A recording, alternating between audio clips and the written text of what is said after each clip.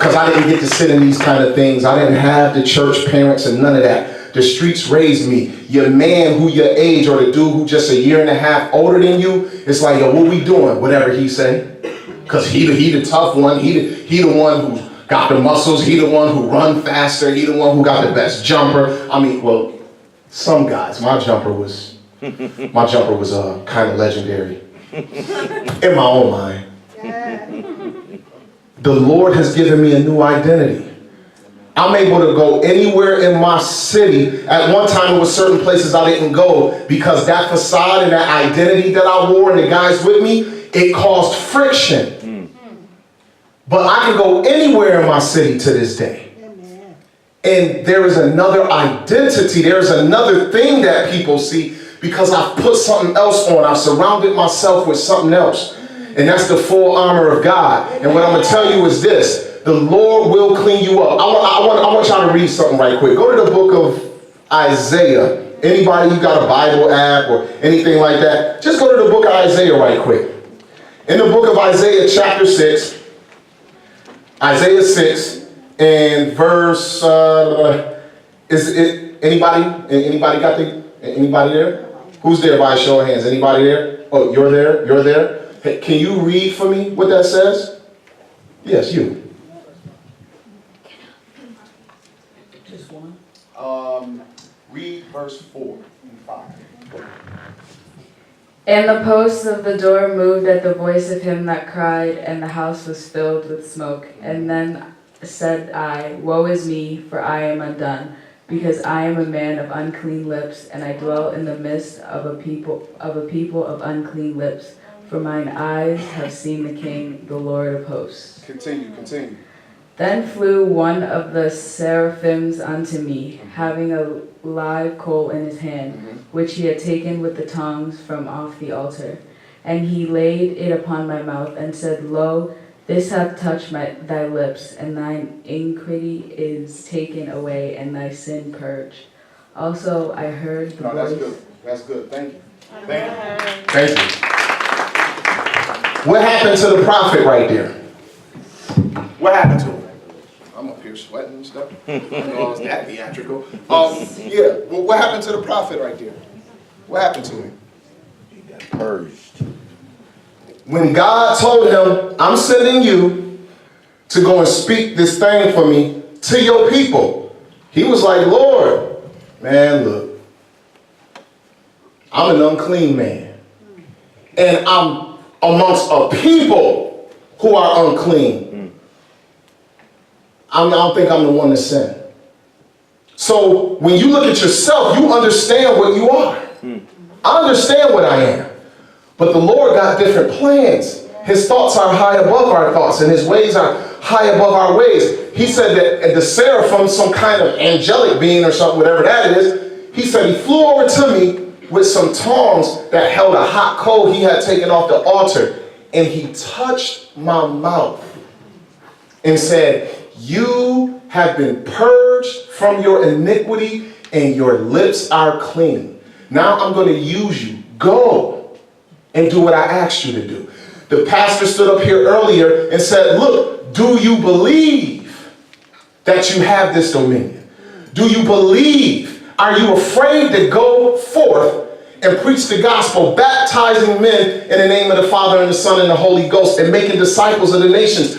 Do you believe that God has set you forth to do that? Some people might be like, I hear you, God, but I'm unclean. I'm not worthy. Don't focus on you. Focus on what I did for you. That's why I told you to go in the first place. I didn't tell you to go because you're strong. I didn't tell you to go because you have the plan. I told you to go because I've given you a portion of my strength, and I told you to go because I've already given you the blueprint. Come on. So we have to actually be trained in order to take over a kingdom. No one will be a prince. It's just like that Black Panther movie. I know a lot of y'all seen it already. That man went to the ancestral plane and he talked to his father, and his father said, I want to be a good king. And he said, you ready? You've trained for it your whole life. What are you being trained for, ladies? Come on, come on. What are you being trained for, brothers? At the end of the day, we have to go through the training, and the training is happening right now while I'm talking. The training has been happening while Pastor Varney is spoken. While I'm sorry, what's your name, Pastor? DK. Huh? DK. DK? I'm not going to be like, and the other pastor, like, no. Pastor DK. And whoever else has been sowing into you, your parents, your mother, your father, the church mothers and fathers, you are being trained, not just by their word, but by their example. How many of you young ladies in here have women in the faith that you look up to and you like, you know, she about that. And I hope to be like her. That's awesome. What about you brothers? How many of you brothers got male examples in the faith that you look up to? You know what that means? You're being trained. And most of your training is going to come from watching. It's going to come from instruction, but it's also going to come from watching. And then like today, God willing, the plan is, hey, take you out there to the streets so that you can what? Practice. Even lions playing will one day be the same moves that they used to kill. Whoa. A mother lion will bring an almost dead small animal to her babies. And to you, it look like they playing. Well, you like they playing with the thing. The thing's suffering. But that's how she's training them. And eventually, they're going to learn how to kill. So the way you play, the way you talk, and the stuff that's going on with y'all, the attitudes you got, the thought process you got, is just going to increase. But be very careful how you're training yourself, because you're going to become an adult woman, an adult man, and you're going to take those habits with you into adulthood. You think I'm lying? Check this out. How old were a lot of you when you learned how to tie your shoe?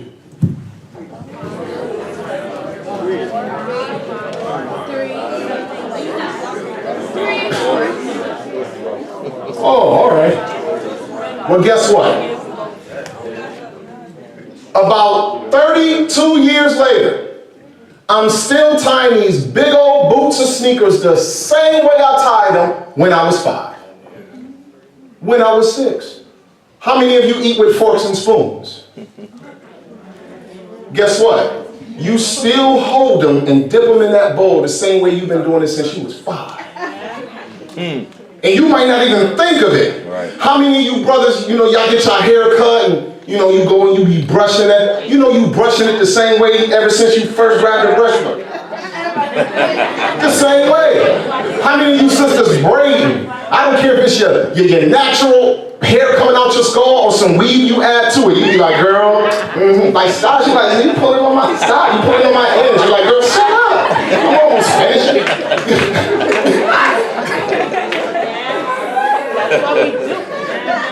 But you're doing it the same way you've been doing it since you started, and you may not even see it. Good word.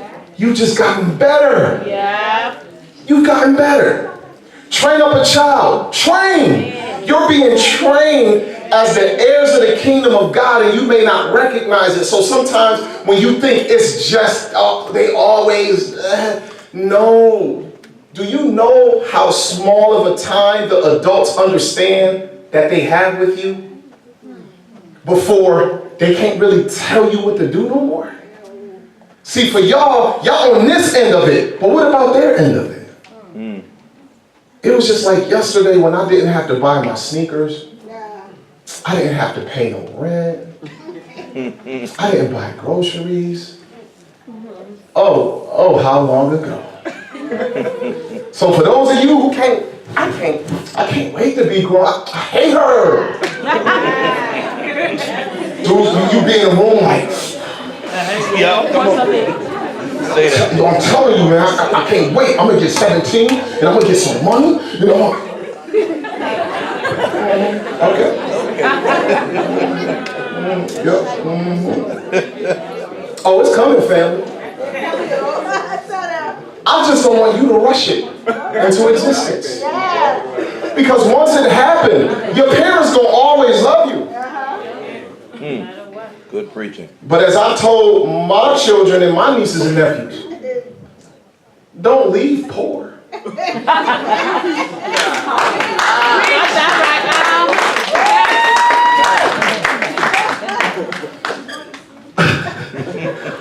Because when you leave from under the authority of my love and concern, and maybe sometimes I overdo it, Yep. I'm faulted. But when you come back, I love you enough to probably let you back in. But the rules gonna be a little different than you remember them being. Because you can't just come in and drink the juice. You can't just come in and do what you know. You gotta actually, oh, you wanna come back? Yeah, that's gonna be like $400 a month. Mom! Girl, I love you. And that love is worth $400 a month.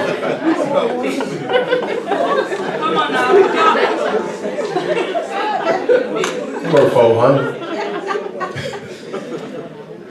I know that you can't wait to spread your wings. Your parents are preparing you. The brothers and sisters in the church are preparing you to walk out into the world brave and unafraid, because the things that are going to attack you are going to injure you and won't offer no kind of medicine or no kind of healing or help. It is only those who know the Lord, and it is only God himself who promises you that I am always with you.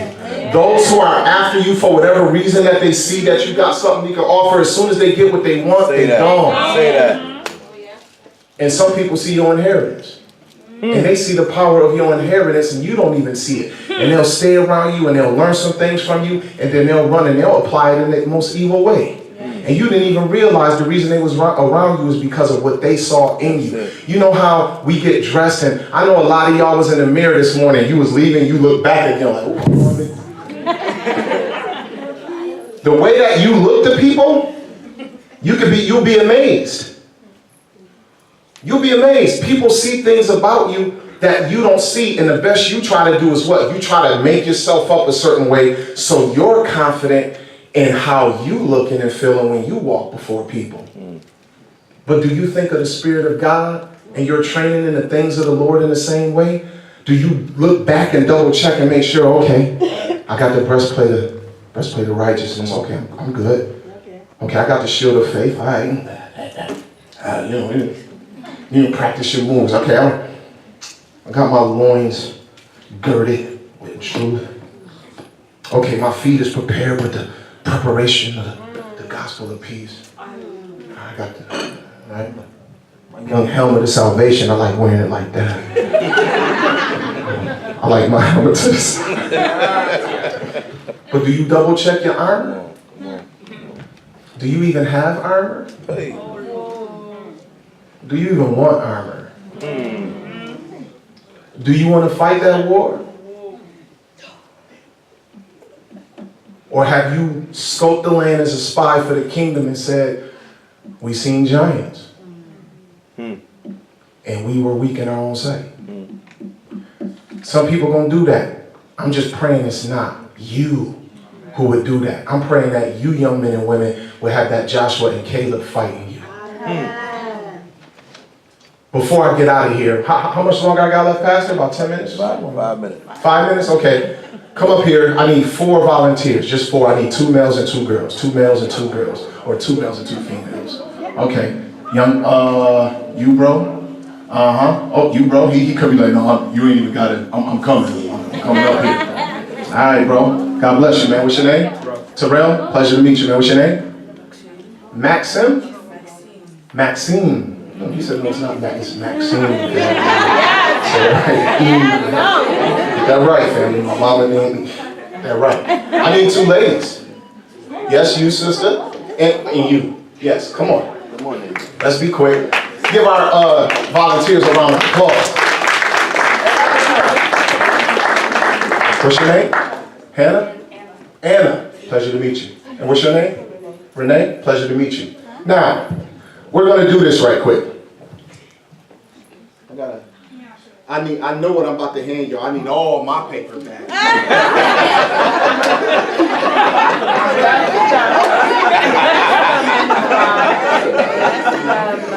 I'm just going to give y'all all the 5. It ain't a big deal. Somebody said, oh, no, this is a demonstration. Oh, no.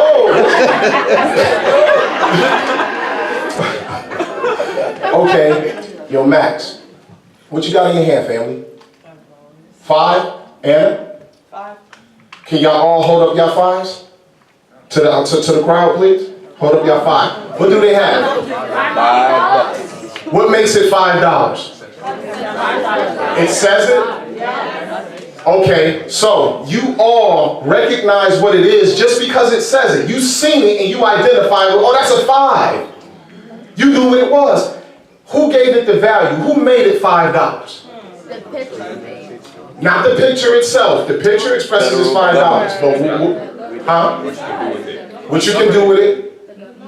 The government. The government created it and gave it the value and showed it to us and said that's worth 5. If it was a 20, that's a 20. 100, 100. So we all recognize who its creator is, and its creator gave it its value. Come on now. Come on. All right. Yo, I want you to take that. Ball that thing up, man. Ball it up, man. Ball it up.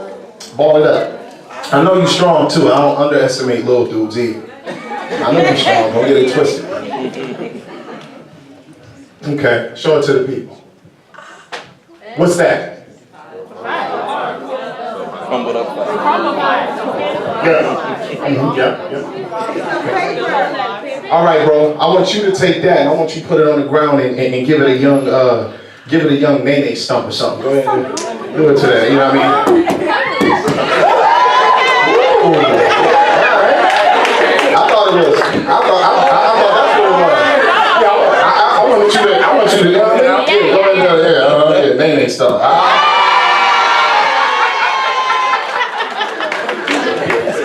All right, so what's that? That's $5? That's a stump $5? All right, sis, you ready? I want you to fold it. Fold it as small as you can make it. Go ahead and fold that.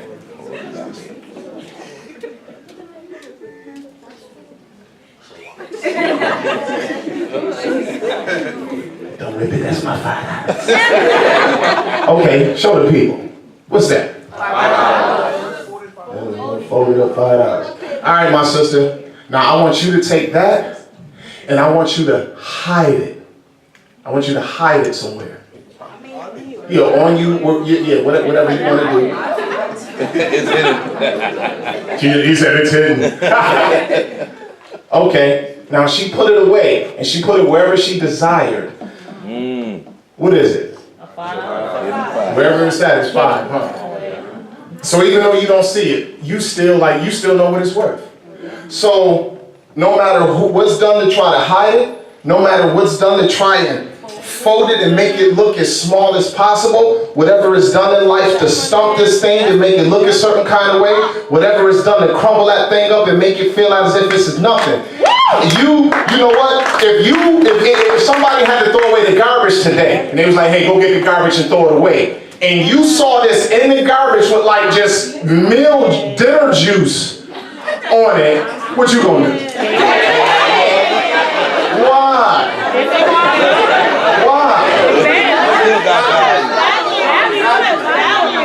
So you mean to tell me you take this out the garbage, clean it, it can have a little like, is that like hot spit? Is that phlegm? You'll be in the bathroom running it underwater, put it on the heater or turn on the iron, do everything you gotta do to it to get it back to some kind of condition you can stand, and then you'll run to the store with it. You know what? No matter what has happened to this, you continue to recognize the value in it. So how is it that any of these things that has been done to it, just as we go through anything in life, how is there anything that can happen to us that can take away and diminish the value that we have from the Creator who gave it to us? There is nothing. So when you're told to go far, to go forth and reign, what can happen to you that's going to stop that mission? You've already been given the value of a king or a queen. You're going to go forward and you're going to do what the Lord said, and there is no obstacle, no situation you go through. I don't care where people find you. When they find you, they need to be able to point to you and say, I know what that is. You are a child of the king. Act like it. Act like it. Go far. God bless you. Thank y'all for your time.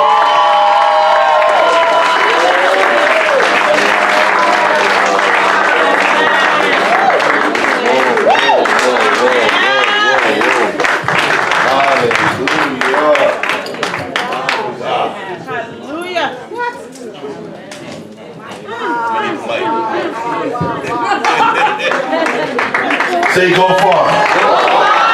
And wide. Whoa. That is powerful. Find me that scripture that says, for you are a chosen generation, a royal priesthood. That's found in 1 Peter somewhere. Who knows where is that? There you go. Look, you can't see her back. Everybody, hey, shout out to the media director back there for the weekend. She is on it. I want you to read what we say. But ye are a chosen generation. That means what? God picked you. You are his choice. Say you are a royal priesthood. What do priests do? They give their all unto the Lord. They're intercessors. You are a holy nation. Say it, I'm a holy nation. That means set apart. A peculiar people. What does that mean? I told, what was it you name I said last night? I said, we talked about the t-shirt and being normal. What did I say? I said being normal is weird. We're not normal. So let's get that out the way real quick. You are not ordinary. No. You're not, you're peculiar. You're weird. In a good way. Peculiar. That ye should show forth the praises of him who has called you out of darkness into his marvelous light. God has set you apart. God has pulled you out. Not so you can say, hey, look, I'm a trophy. No, he pulled you out so you could go back in to show light. And I like how he ended that.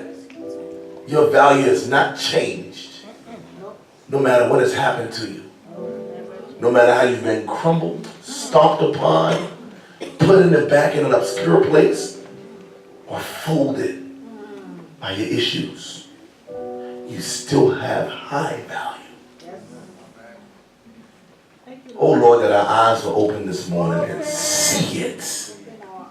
See it. We're preparing to go to lunch.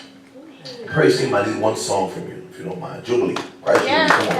One song before we go to lunch. Come on, run out here. Christ Jubilee, worship team, come on. I told y'all don't get comfortable. Y'all lit it up this morning. We're going to wrap up this morning's session with a powerful praise song. I want us to celebrate our value this morning in Christ. Ready? Take us in.